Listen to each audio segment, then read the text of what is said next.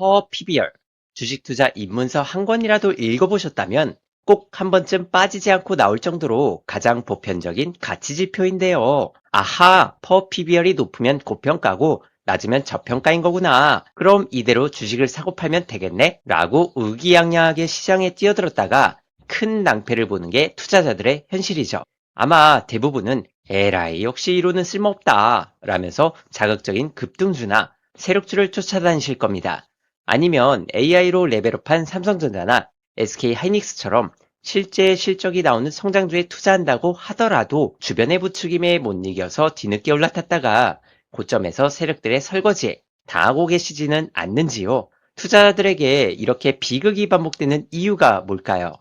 그건 많은 분들이 주식가치 평가가 큰 의미가 없다고 생각하지만 실제로는 퍼 PBR의 기준을 올바르게 알고 활용하지 못하면서 투자하기 때문일 겁니다. 이걸 제대로 이해하고 주식 투자하는 사람은 극소수다 보니 많은 분들이 결국 주식에 물리게 되는 거죠. 확실하게 알려주는 것도 없을 뿐더러 각 잡고 공부한다고 하더라도 깊이 있는 이론까지 이해하지 못한다면 퍼 PBR은 단순한 숫자에 불과할 겁니다. 그래서 이번 영상은 퍼를 가지고 실제 주식가치 평가를 해보기 전에 퍼 이론을 최종적으로 다져볼 생각인데요. 기초가 부족하신 분들은 꼭 이전 영상을 공부해 오시길 바랍니다. 퍼를 쓰기 전에 언제 어떻게 어떤 원리로 적용되는지 알아야 실전에서 제대로 쓸 수 있겠죠. 우선 주식가치 평가에서 퍼와 PBR 어떤 걸 써야 될까요? 사실 이 두 지표는 관점이 다를 뿐 도출되는 주식의 밸류 값은 같아야 되는데요. 다만 상황에 맞게 써야 가치평가가 한결 수월해질 수 있겠죠. 이전 주식의 정석 영상에서 기업이 사업을 위해 자본과 부채를 조달하고 자산에 투자해서 순이익 1억의 성과를 냈다면 이걸 배당하지 않는 만큼 유보를 할 때 기업의 명목 가치가 증가하는 프로세스가 이루어진다고 했었는데요. 자본은 이렇게 쌓여가는 혹은 쌓인 상태의 스톡, 절양 지표입니다. 그래서 PBR은 자본 대비 주가를 비교하는 결과론적인 가치 지표인데요. 주주가 기업에 5억을 이미 투자해서 자본을 쌓아놨는데 내가 지금 매수한 주식의 가격이 자본이라는 원금 대비 몇 배의 값을 시장이 얼만큼 결과론적으로 쳐주느냐라는 거죠. 반면 순이익은 매년 창출되는 유동적인 지표인데요. 올해 1억의 성과를 냈지만 이후에는 더 벌거나 적게 벌 수도 있겠죠. 퍼는 이렇게 흐르는 유량 지표인 앞으로 벌어들일 미래의 순이익과 대비해서 주가를 비교하는 건데요. 더 정확히는 초과이익 성장 과정을 반영하는 플로우 지표입니다. 즉, 이 기업이 앞으로도 매년 1억 원을 계속 벌고 성장한다고 가정한다면 이 주식의 가치를 이익 대비 몇 배의 값으로 쳐줄 수 있느냐라는 거죠. 이전 채권 원리 퍼 PBR 영상에서 보셨듯이 부동산으로 비유하자면 앞으로 받을 수 있는 12개월 월세를 비교해서 가치평가를 하는 것을 퍼, 내가 첫 분양받았던 금액과 중간중간 인테리어에 투자한 원금 대비 가치로 보는 것을 PBR이라고 하는데요. 어떻게 보느냐로 관점이 다른 것 뿐이겠죠. 여러분들이 실적이 급증하는 성장주를 보셨다면 애널리스트들이 향후 몇 년간 예상이익을 예측한 걸 보신 적이 있을 겁니다. 그리고 예측한 이익을 바탕으로 N년 후인 포워드퍼로 시간이 지나면서 배수가 축소되고 당시 주가 기준으로 이렇게 가치에 수렴할 것이다 라는 가이던스를 제시하죠. 고속성장주는 APR의 사례처럼 실제 이익 잉여금으로 자본이 쌓이는 속도보다 앞으로 벌어들일 것으로 예상되는 잠재적인 이익의 증가폭을 더 빠르게 가늠해 볼 수가 있는데요. 그래서 PBR보다는 N년 후 이익 대비 퍼로 주식의 가치를 보는 게 더 직관적이고 유용한 거죠. AI의 큰 수혜를 받고 있는 엔비디아, 일론 머스크의 미래 성장 가능성을 보고 시장이 높은 퍼를 부여하고 있는 테슬라, 스페이스X 같은 미국 빅테크 종목들이 퍼밸류로 주식의 가치를 보는 이유이기도 하죠. PBR을 보겠습니다. 이익은 매년 급격하게 변동하는 지표인데요. 작년에 불황으로 실적이 급격하게 꺾였다가 올해 호황으로 급등할 수도 있습니다. 또 100% 정확한 추정이 불가능하기 때문에 불확실한 지표이기도 하죠. 반면 자본은 이익의 유보를 통해 돈이 차곡차곡 증감하게 되는 상대적으로 안전한 지표인데요. 또 주주가 투자한 원금인 자본은 주주들이 얼마나 투자했는지 명목가치 정도는 당장 알 수가 있죠. 그래서 이익처럼 추정이 들어가지 않고 상대적으로 변동성도 적다 보니 가치 비교에 안정적이라는 장점이 있습니다. 고속성장기의 PBR은 한 자릿수 중반에서 두 자릿수까지 기본적으로 수치가 높은 편인데요. PBR을 단순히 직관적으로 봤을 때 1배를 초과하느냐, 미달하느냐에 따라 시장의 초과이익에 대한 믿음에 대한 정보를 얻을 수가 있는데 성장주는 1배를 아득히 넘는 게 기본 디폴트라 별다른 정보를 얻기가 힘듭니다. PBR의 가치는 기업이 앞으로 벌어들일 미래 현금 흐름들을 현재 가치로 누적화한 결과값을 자본 대비 몇 배로 쳐줄지 시장이 내놓은 결과론적인 답인데 시장이 쳐준 PBR이라는 결과값만 있는 상태라는 거죠. 시장의 주가와 실제 내재 가치가 일치하는지 알기 위해서는 우리가 직접 미래이익들을 모두 추정해서 결과값을 비교하지 않는 이상 초과이윤 존재 여부 이상의 의미는 얻기 힘들 겁니다. 원론 상편 영상에서 보셨듯이 기업이 성숙기에 접어들면 이익 성장이 둔화하고 그동안 벌어들인 돈이 쌓이면서 누적 자본의 크기가 따라오게 되는데요. 성장주 시절에는 두 자릿수에 가까운 높은 PBR이었을 때 얼만큼 가치가 합해졌는지 직접 구하지 않는 이상 알기 어려웠던 것들이 이제는 배수가 한 자릿수대로 떨어지면서 원금인 자본과의 가치 비교가 쉬워지는 거죠. 또 성숙주는 이익도 안정적이고 예측 가능하게 변하게 되는데요. 당장 앞으로 하이퍼스케일러들의 지출에 따라 운명이 걸린 AI 반도체주들의 실적보다 코카콜라의 실적이 앞으로 어떻게 될지 아는 게 더 쉬운 것처럼요. 그래서 기업의 근본적인 경쟁력과 업황 자체가 흔들리는 게 아니라면 실적이 잠깐 눌리더라도 주가는 PBR의 가치를 의식하고 덜 흔들리는 경향이 있습니다. 그래서 성숙주는 PBR로 보는 게 좋습니다. 또 성장 기회가 적은 국내 증시는 PBR, 성장 신뢰가 많은 미국 증시는 PBR보다 펄어보는 것도 같은 맥락인 거죠. 대부분 투자자분들은 10배 오르는 신유타 종목, 빠르게 급등하는 성장 종목에 관심이 많이 가실 텐데요. 이제 퍼 위주의 가치평가 원리를 보겠습니다. 시장은 펄을 어떻게 반영해 주는 걸까요?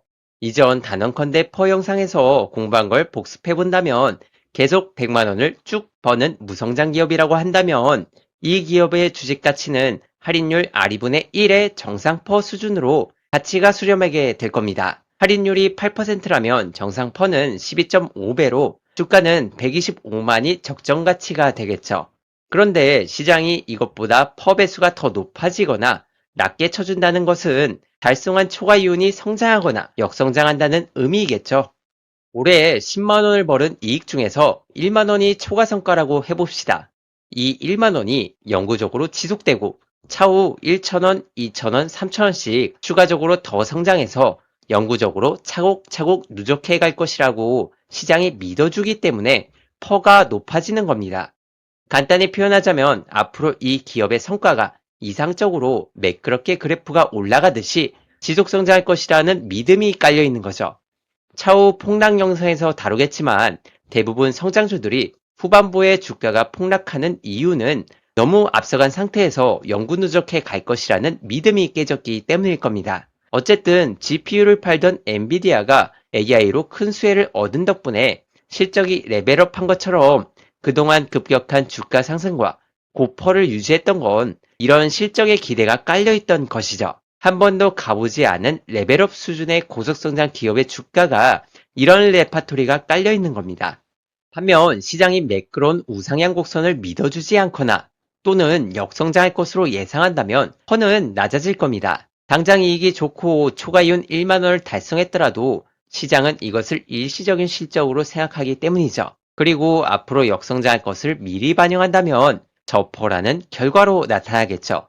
이전 삼성전자 장투망함 영상에서 삼성의 사례처럼 이미 실적 사이클이 학습되었거나 합리적인 기대를 하는 시장의 경우 실적이 성장하더라도 퍼는 낮아질 수가 있습니다.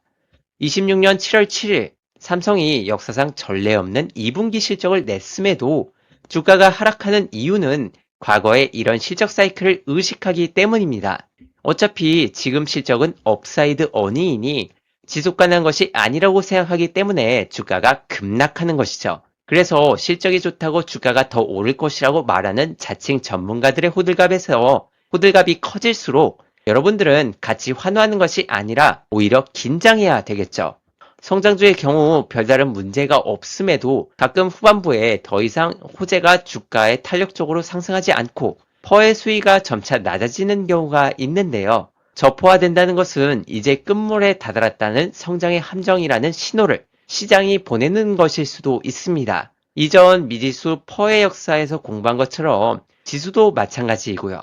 엔비디아가 여전히 놀랄만한 실적을 내고 있음에도 최근에 허쉬 초콜릿 회사보다 싼 정도로 저포화되는 것은 어찌 보면 AI 사이클에 대한 불확실성과 독점적 지위에 대한 의구심이 있기 때문일 겁니다. 지금 엔비디아와 삼성이 더 가주기 위해서는 시장이 다시 확신을 가질 만한 요소가 필요한 거죠. 만약 확신을 준다면 퍼는 확장될 것이고 그렇지 못한다면 주가는 급락하겠죠. 그럼 불황이 오면 어떻게 될까요? 변동하는 실적보다 시장이 본질 이익을 기반으로 합리적으로 주식의 가치를 근접하게 매겨준다면 평균적인 기대에 가깝게 가치를 반영해 줄 겁니다. 실적이 급락한다면 당장은 초과 이윤이 나오지 않더라도 시장은 앞으로 실적이 좋아질 수 있겠다라는 기대감이 형성되면서 떨어지는 이익보다 상대적으로 주가가 덜 떨어지게 됩니다. 그래서 저점에서 고퍼를 형성하게 되고 반대로 호황의 경우에는 아까 봤던 것처럼 저퍼가 형성되는 거죠. 고퍼에 사서 저퍼에 팔아라 라는 말이 괜히 나오는 게 아닌 겁니다. 그래서 삼성전자는 변동하는 이익에 따라 들쭉날쭉한 퍼보다는 PBR로 가치를 매기는 게 좀 더 안정적이고 정확하다고 할 수 있습니다. 물론 이번 상승 사이클은 AI로 인해 이익이 레벨업 하다 보니 제가 얘기했던 기존의 PBR 관성을 넘긴 했었죠. 당장은 어쩔 수 없이 퍼로 볼 수밖에는 없지만 이 사이클도 끝나면 결국에는 성숙 우량주로 회귀하겠죠. 이런 맥락을 모르고 가치에 대한 기준도 없다 보니 여론에 휩쓸려서 수많은 개미들이 고점에서 물리게 되는 거죠. 과거 수많은 성장주들이 결국 회귀했던 이유는 우리가 자유로운 시장경제 체제에서 살고 있기 때문인데요. 애덤 스미스가 말했던 보이지 않는 손처럼 수요와 공급이 끊임없이 경쟁을 하면서 결국 호황기에 벌었던 초과 이윤은 지속 가능하지 않기 때문입니다. 스마트폰의 혁신으로 초창기 초과 이윤이 발생했던 모바일 시장은 중국 업체의 진출로 과거처럼 높은 수익을 내기에는 어려운 경쟁 산업으로 변했고 글로벌 공급 과잉으로 망하네 만했던 국내 조선사들이 이제는 고부가가치 LNG선을 싹쓸이하면서 턴어라운드에 성공한 것처럼 이익도 언젠가는 평균회귀하게 될 겁니다. 이전 채권 퍼 PBR 영상에서 공부했듯 초과 이윤이 존재하지 않는 그 끝에서는 결국 ROE와 요구 수익률이 같아지면서 퍼의 수준은 무성장에 가까운 정상포로 수렴하게 되겠죠. 삼성이나 SK하이닉스도 지금은 막대한 초과이익을 내고는 있지만 결국에는 추격해오는 중국 디램 업체들을 계속 따돌려야 될 겁니다. 그래서 높은 퍼를 유지하기 위해서는 워렌 버핏이 말했던 것처럼 초과 이윤을 계속 내고 안정적으로 성장할 수 있는 경제적 해자가 중요합니다. 애플과 같은 독보적인 브랜딩이나 TSMC의 유일무이한 파운드리 기술이 있는 것처럼 해자가 있는 기업들이 높은 주가를 계속 정당할 수 있을 겁니다. 그 외에 또 다른 문제는 경제적 해자가 됐든 누구도 넘볼 수 없는 독점적 기업이 되었든 결국 어느 기업도 피할 수 없는 운명은 언젠가는 예전처럼 계속 고속 성장할 수 없다는 건데요. 결국 시장 규모라는 것도 한도가 있고 기업의 사이즈도 예전보다 비대해지다 보니 과거 소형 스몰캡 시절처럼 계속 두세 자리 성장은 상당히 어렵겠죠. 새로운 사업을 발굴하거나 글로벌 시장이라는 신규 수요 등과 같은 다각화를 하지 않는 이상 성숙기에 접어든 기업들의 퍼는 무성장 정상퍼 수준에 가깝거나 정률 성장을 반영한 중규모 퍼 수준으로 자연스럽게 수렴하게 될 겁니다. 그래서 의식주 같은 기업들이 성장은 하더라도 성숙 산업이다 보니 퍼가 낮은 것이겠죠. 과거 마이크로소프트도 IT 버블 당시 컴퓨터의 윈도우와 오피스의 독점적 지위로 고속 성장을 해서 고퍼를 만들었습니다. 하지만 결국 2000년대 초쯤 PC 시장이 성숙화되고 모바일 시장으로 패러다임이 전환되면서 막대한 현금 창출 능력은 있었지만 성장이 끝난 IT 공룡으로 취급되면서 퍼는 7.3배로 상당히 낮았죠. 그 후 클라우드 서비스라는 다각화에 성공하고 성장하면서 퍼는 20에서 30배 수준의 중속 성장주로 인정받게 되었습니다. 이상적인 성장 그래프를 가정한다고 하더라도 최소한 어느 시점에서는 이익이 정상화되는 가정으로 펄을 반영해야 됩니다. 주식가치 평가 모델에서는 2단계 성장 모형이라고 하죠. 이걸 모르고 고성장과 낙관론에 취해서 여전히 과거와 같은 고펄을 반영해서 싸다고 매수한다면 여러분들은 꼭지에 물릴 수도 있겠죠. 그럼 퍼가 어떻게 반영되는지 알았으니 구체적인 수치로 더 자세히 알아볼까요? 시장이 미래이익을 완전히 예측할 수 있고 이익이 이상적으로 우상향하면서 성장한다면 주식의 가치는 어떻게 반영될까요? 할인율이 8%, ROE가 20%로 일정하고 성장 구간에는 배당을 하지 않고 100% 유보한다고 하겠습니다. 그리고 5년 후에는 무성장한다는 2단계 성장 모형을 가정해보죠. 현재 시점에서 퍼는 21.2배, PBR은 4.23배로 꽤 높아 보이죠? 이 주식이 고평가된 걸까요?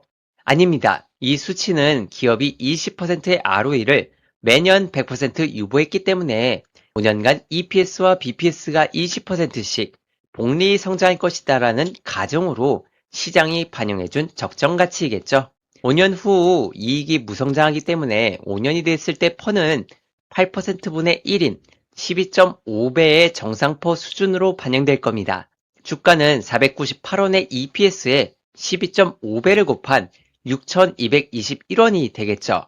그럼 2,488원으로 쌓인 BPS 대비 PBR은 2.5배가 될 건데요. 이전 채권원리 영상에서 무성장 PBR은 R분의 ROE로 간단히 구할 수 있었다고 했었죠.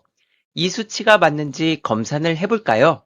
8%분의 20%니까 PBR은 2.5배입니다. 정확히 일치하죠? 어쨌든 5년이 되었을 때 주가가 6,221원이 된다는 건데요. 이걸 현재 가치로 할인해주면서 현재 적정 주가는 4,234원이 되고 현재 기준의 EPS와 BPS로 봤을 때 퍼는 21.2배, PBR은 4.23배가 되는 거죠. 4,234원의 적정 가치의 주가를 샀다면 기대 수익률을 8%로 현재 가치로 할인했으므로 이 주식을 적정가에 보유한다면 5년간 8%씩 상승하면서 6,221원에 도달한다는 의미입니다. 그런데 실제 성장주들은 이것보다 더 오르는 것처럼 보이는데 왜 그런 걸까요? 첫 번째는 적정가 4,234원도 사실은 저평가라고 생각해서일 수도 있는데요. 성장이 20%보다 더 높거나 성숙기에도 무성장하지 않고 더 성장할 것으로 시장이 믿어준다면 주가는 더 오를 수가 있겠죠. 두 번째는 어닝 서프라이즈인데요. 첫 번째와 비슷한 맥락으로 시장이 기대했던 시나리오보다 실제 기업이 더 높은 이익을 창출하다 보니 추가 성장분을 반영해서 오른 것이죠. 세 번째는 불확실성입니다. 20% 성장할 것으로 예상은 될지라도 미래에 정확히 업황이나 기업이 어떻게 될지 불확실하다 보니 시장이 리스크 프리미엄을 고려해서 8% 할인율보다 더 많이 할인되다 보니 주가가 디스카운트 됐었다는 거죠. 그런데 불확실성이 거치면서 확신이 서고 할인율이 8%보다 낮아지게 되면 자본가치가 올라오게 되면서 주가는 더 오를 수가 있습니다. 네 번째는 오버슈팅인데요. 시장이 비합리적인 낙관론이 퍼지면서 추가 성장이 더 가능하다는 자기 체면에 빠지거나 투기적 거품이 끼거나 이전 밥그릇 패턴 영상처럼 세력들이 높은 차익 실현을 위해 인위적으로 펌핑한 경우입니다. 대체로 성장주 주식들의 초과 상승은 오버슈팅이 원인인 경우가 많습니다. 그러다 보니 현실을 직시하게 되는 순간 주가 되돌림은 상당히 크게 나타나게 되죠. 우리나라 대부분의 성장주들이 이렇게 나가떨어지는 경우가 많죠. 자, 이제 퍼의 반영 원리까지 다 알아봤는데요. 제가 한 퍼 가치 평가는 성숙기로 진입하는 시점까지 이익을 예측하고 거기에 적정 퍼 배수를 넣어 목표 주가를 구한 다음 현재 가치로 할인하는 방식이었습니다. 미래로 갔다가 현재 가치로 할인하는 방식, 이걸 EPS 성장률법이라고 합니다. 그런데 현실에서는 이 방식 말고도 그냥 적정퍼 배수를 따온 다음 예상되는 이익과 함께 적정 주가를 바로 구하기도 합니다. 적정퍼 배수는 어떻게 구할까요? 실무에서는 주로 상대가치 퍼를 많이 쓰는 편인데요. 예를 들어 5년 평균 퍼처럼 종목의 N년간의 평균적인 역사적 배수를 활용한다든가 화장품주 업종들의 평균 퍼를 따와서 내가 분석한 기업의 예상되는 EPS를 곱해 적정 주가를 구한다는 식이죠. 그런데 이 방식에는 몇 가지 오류가 있습니다. 주식은 합리와 비합리가 섞인 곳인데요. 시장이 합리적으로 배수를 매겼을 것이라고 생각하고 동종업종 배수를 갖다가 쓰는 게 과연 맞는 걸까요? 과거 20년도 코로나 시기에 진단키트를 비롯해 제약바이오 업종 자체가 큰 테마가 걸린 적이 있었습니다. 업종 전체가 고퍼가 돼서 슈팅이 된 상태였는데 이걸 그대로 갖다 썼다면 고점에서 물리기 쉽겠죠.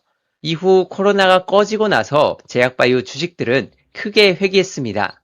또 동종업종 펄을 쓸 때는 하필 내가 분석하는 기업의 주가가 왜 높고 낮은지 의심해 볼 필요가 있는데요. 각 기업별로 미래의 수익성과 위험은 서로 다 다르기 때문에 100% 정확하게 비교할 수 없겠죠. 그래서 상대가치 평가인 겁니다. 한 종목의 평균 시계열 배수의 적용은 해당 기업의 이익의 성장과 위험에 대한 레벨업과 다운 요소 없이 미래에도 일정하다라는 전제가 필요한데요. 제가 삼성전자 장투망함 영상과 과거 쇼츠 영상에서 삼성전자의 최대 허용 PBR을 1.8배로 제시한 적이 있었죠. 평소에 삼성전자였으면 그 지점 부근에서 매도해야 했을 겁니다. 그렇지만 AI 붐으로 메모리 사이클이 완전히 레벨업 하다 보니 삼성의 PBR은 4배를 넘기도 했었습니다. 1.8배에서 팔았다면 상당히 배가 아팠었겠죠. 분석 없이 과거의 관성만 갖고 무작정 적용하면 이렇게 낭패를 볼 수가 있습니다. 그래서 상대가치 평가는 모든 게 상대적입니다. 어떤 기업을 동종업종으로 볼지, 몇 년간의 평균을 쓸지, 어느 정도 적정 배수가 적합한지를 따져본다면 확실한 기준도 없고 평가자의 주관이 들어갈 수밖에 없는 한계가 존재하죠. 물론 그렇다고 해서 아예 쓰지 말라는 얘기는 아닌데요. 구조적인 한계가 있지만 이걸 인지한 상태에서 합리적으로 쓰자는 거죠. 적절하게 활용할 줄 안다면 간단하게 매매 기준을 정할 수도 있다는 장점이 있습니다. 그리고 애초에 어떤 주식 가치 평가 모델을 쓴다고 하더라도 100% 정확하게 측정할 수 있는 건 아무것도 없습니다. 밸류는 그냥 최대한 합리적이고 타당한 가정에서 주가를 대략적으로 가늠할 수 있는 수단적인 도구일 뿐이지 여기에 너무 매몰될 필요는 없겠죠. 그럼 상대가치 퍼의 한계를 보완해주는 대안이 있을까요? EPS 성장률법과 함께 절대 퍼를 쓰는 방법이 있습니다.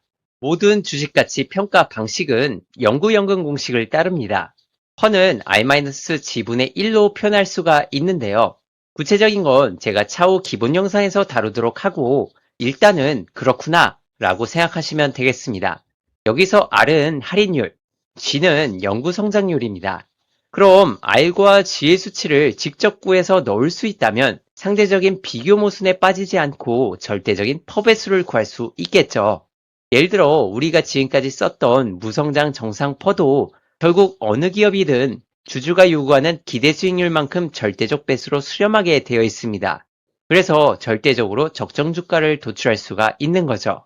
제가 이전 재무 차트 영상에서 삼양식품의 기업 가치를 구할 때 무성장 펄을 가정으로 할인율 8%에 퍼 12.5배를 써서 적정가 100만 원을 구했던 것도 사실은 절대 펄을 쓴 것이죠.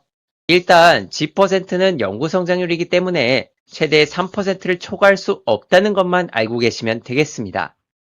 절대퍼와 EPS 성장률법을 쓰면 꽤 쓸만한 퍼 가치평가를 할 수가 있는데요. 다음 영상에서 다루겠지만 사실 초과 이윤이 안정적이고 무한히 지속되고 계속 성장한다는 가정은 실제로 성립되기 어려운 구조입니다. 그래도 시장이 반영하는 성장주의 퍼 확장은 이렇게 아름다운 성장 그래프를 기대한다는 사실을 알고 쓰시기 바랍니다. 우선 말씀드렸다시피 초과 이윤이 무한히 계속 높은 퍼포먼스로 성장한다는 가정은 아름다운 성장 그래프를 가정한다고 해도 오류가 있습니다. 그래서 2단계의 성장 모형의 성숙기 시점에서 무성장을 가정하거나 성장을 하더라도 정률 성장만을 가정하는 것이죠. 절대퍼는 무성장인 정상퍼부터 정률 성장인 R-지분의 1까지 쓸 수가 있는데요. 일단 할인율은 10%부터 시작해서 개인적인 생각으로 기회비용과 인플레이션을 고려했을 때 최대 6%까지도 가능할 것으로 생각합니다. 성장률은 0%에서 최대 3%까지 가능하다면 도출되는 절대퍼 범위는 10배부터 최대 33.33배까지 가능할 것입니다. 그리고 국내 성장 기업의 경우 성장 기간은 평균 3년에서 길게 잡으면 5년까지 지속되는 경향이 있는데요. 그럼 3, 5년 후의 성숙기 시점에 미래 EPS를 추론하고 마지막에 절대펄을 적용하면 미래의 적정 주가를 구할 수 있을 것이고, 이걸 현재 가치로 할인하면 현재 적정 주가를 구할 수 있겠죠. 이 가정하에 최대 최소 조합은 보수적으로 최소 성장 3년에서 절대퍼는 10배부터 최대 낙관적으로 봤을 때 성장 5년에서 33.33배가 가능할 겁니다. 어떤 시나리오를 채택할지는 여러분들이 기업과 산업 분석을 바탕으로 스스로 선택해야 되겠죠. 우리가 뜨거운 가슴과 차가운 이성이 함께 있듯이 시장도 가치와 심리라는 두 가지 면모가 있습니다. 서로가 균형을 이루어야 건강한 사람이 되듯이 투자도 두 가지를 함께 고려해야 올바르게 할 수 있겠죠. 많은 분들이 가치보다는 수급과 심리, 모멘텀 위주로 주식시장을 보는 게 현실입니다. 아마 가치 투자는 기술적 분석보다 알아야 할 진입장벽이 상당히 크기 때문일 텐데요. 우리 구독자분들은 그동안 영상들을 통해 퍼 이론을 완벽하게 이해하셨기 때문에 별 문제가 되시진 않을 겁니다. 이제 이론을 거의 다 봤으니 실제 퍼를 가지고 여러분들과 함께 성장주 가치평가를 해봐야겠죠. 다음 영상에서 다뤄보도록 하고요. 구독과 좋아요는 영상 제작에 큰 힘이 됩니다. 시청해주셔서 감사합니다.